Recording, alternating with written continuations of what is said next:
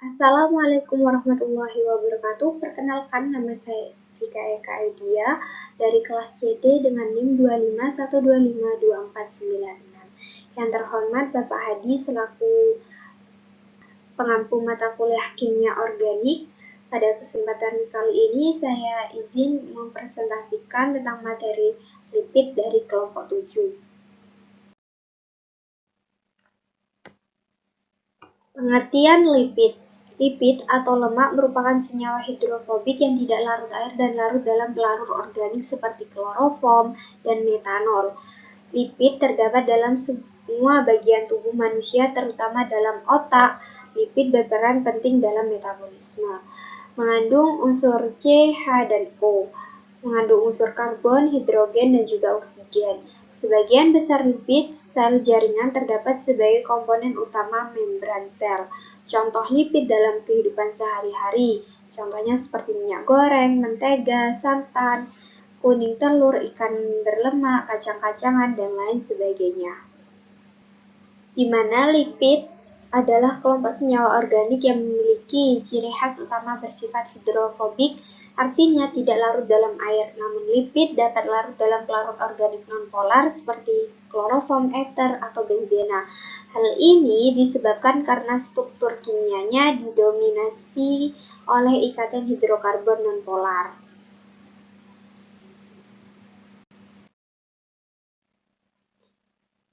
Selanjutnya adalah jenis-jenis lipid, di mana jenis-jenis lipid ini ada yang pertama yaitu asam lemak.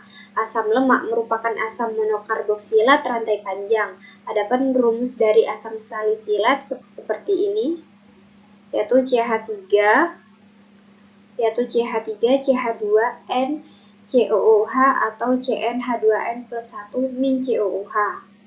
Rentang ukuran dari asam lemak adalah adalah karbon 12 sampai karbon 24, di mana asam lemak jenuh tidak mengandung ikatan rangkap dan asam lemak tak jenuh mengandung ikatan rangkap.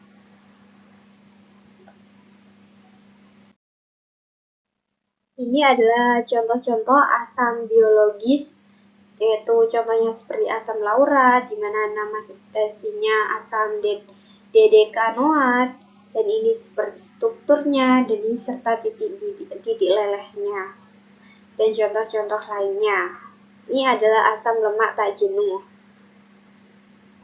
Selanjutnya adalah jenis-jenis lipid. Yang pertama itu ada gliserida, di mana gliserida netral adalah ester antara asam lemak dengan gliserol. Fungsi utama sebagai penyimpan energi. Setiap gliserol mungkin berikatan dengan 1, 2, 3 asam lemak yang tidak harus sama. Jika gliserol berikatan dengan 1 asam lemak disebut monogliserida, jika 2 asam lemak disebut digliserida, dan jika 3 disebut dengan trigliserida.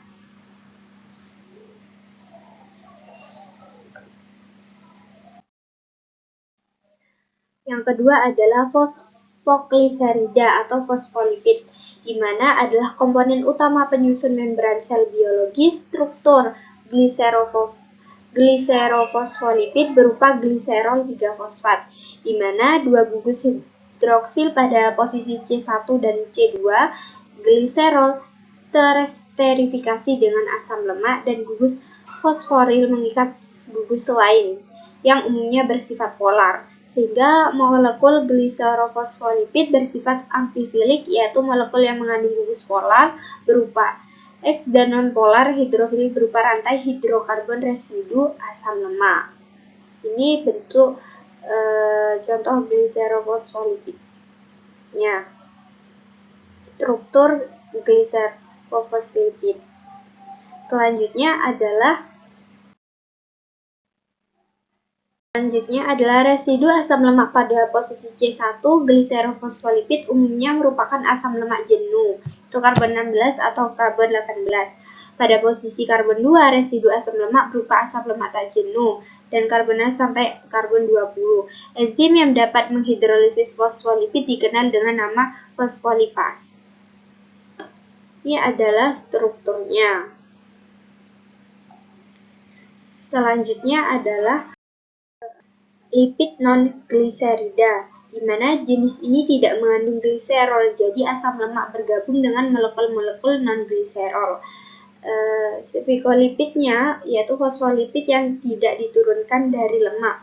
Penggunaan primer dari sphingolipid adalah sebagai penyusun selubung myelin serabut saraf. Pada umum manusia, 25% dari lipid merupakan sphingolipid.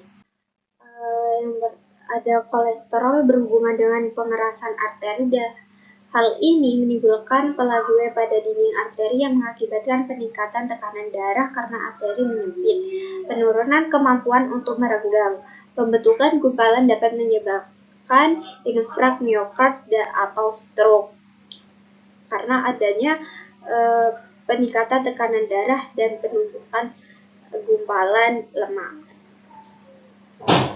Selanjutnya adalah steroid, hormon produktif, misalnya testosteron atau progesteron. Steroid lainnya adalah kortison. Hormon ini berhubungan dengan proses metabolisme karbohidrat, penanganan penyakit artritis reumatoid, asma, gangguan pencernaan, dan sebagainya. Yang selanjutnya adalah malam atau lilin, tidak larut dalam air dan sulit dihidrolisis. Malam merupakan ester antara asam lemak dengan alkohol rantai panjang. Jenis-jenis lipid berdasarkan struktur, yang dimana ada lipid sederhana atau homolipid, dimana lipid bentuk ester yang mengandung karbon, hidrogen, serta oksigen. Contohnya seperti lemak, ester lemak, gliserol, lilin, dan lain-lain. Yang kedua ada lipid majemuk, senyawa yang mengandung bahan-bahan lain selain alkohol dan asam lemak. Contohnya seperti fosfogliserida tersusun atas gliserol, asam lemak, HPO4, guanin, dan kaolin. Ketiga adalah lipid turunan, di mana senyawa-senyawa lipid yang tidak dimasukkan dalam kedua kelompok lipid di atas, yakni berasal dari hidrolisis lipid sederhana atau lipid majemuk. Contohnya seperti steroid, karotenoid, dan vitamin yang larut dalam air.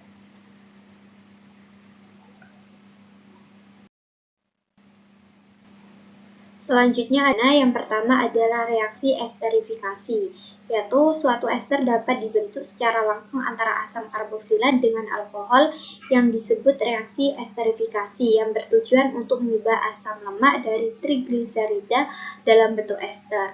Reaksi ini dilakukan melalui reaksi kimia yang disebut interesterifikasi, yaitu pertukaran ester yang didasarkan atas prinsip transesterifikasi Frieden-Crafts, di mana sehingga melalui prinsip ini hidrokarbon rantai pendek dalam asam lemak dapat mengakibatkan bau yang tidak enak, yang dimana COOH ini bagian R adalah rantai karbon panjang dan COOH merupakan gugus asam, yang dimana dan ditambah dengan alkohol pada reaksi lipid ini adalah gliserol, di mana OH adalah gugus hidroksil. Proses ikatannya yang dimana gugus OH dari asam lemak dan atom H dari gugus OH alkohol akan terlepas lalu bergabung membentuk air H2O. Bagian yang tersisa saling berikatan membentuk ikatan baru yang disebut ikatan ester, menghasilkan senyawa RCOR. Inilah bentuk lemak atau ester yang terbentuk. Begitu untuk reaksi esterifikasi. Selanjutnya reaksi yang kedua adalah reaksi hidrogenisasi, yaitu reaksi hidrogenisasi adalah reaksi adisi hidrogen ke dalam rantai asam lemak tidak jenuh pada sisi karbon yang mengandung ikatan rekap, di mana reaksi hidrogenasi mengubah lemak tidak jenuh menjadi lemak jenuh. Reaksi hidrogenasi akan dipercepat dengan proses pemanasan dan adanya katalisator, misalnya nikel. Di mana gambar 7 ini memperlihatkan reaksi hidrogenasi gliseril triolean yang disusun oleh 3 molekul asam oleat. Ini adalah bentuk reaksinya. Reaksi hidrolisis, di mana reaksi hidrolisis dapat dipacu oleh adanya aktivitas enzim lipase atau pemanasan yang menyebabkan pemutusan ikatan ester dan pelepasan asam lemak bebas. Setiap pelepasan satu molekul asam lemak bebas membakar satu molekul air. Hidrolisis lemak dapat terjadi pada lemak jenuh atau tidak jenuh. Pada reaksi ini terdapat yaitu ada trigliserida lemak atau ini adalah trigliserida lemak dan minyak yang ditambahkan dengan 3 H2O atau air. 3 molekul H2O atau air, yang dimana reaksi ini berlangsung dibantu oleh pemanasan atau enzim lipase, yang dimana ikatan yang menyatukan gliserol dan ketiga asam lemak dalam gliserida akan terputus dengan bantuan air. Dimana hasil di sebelah kanan ini, dimana terbentuknya gliserol dengan senyawa 3 gugus OH, terbentuknya 3 senyawa gugus OH, dan terdapat 3 molekul asam lemak bebas yaitu RCOOH. Ini merupakan reaksi hidrolisis lemak membentuk asam lemak bebas dan gliserol yang dipicu oleh enzim lipase atau pemanasan.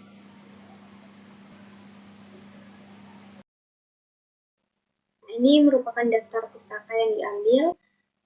Sekian, terima kasih untuk presentasi kali ini. Mohon maaf jika ada salah kata atau kurang penjelasan dalam menjelaskan materi. Terima kasih. Wassalamualaikum warahmatullahi wabarakatuh.